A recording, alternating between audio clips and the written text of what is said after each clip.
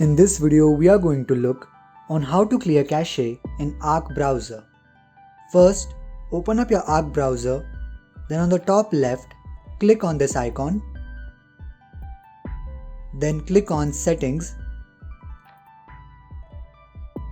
then click over the space which you are currently using, for example like this, then click on Clear Browsing Data,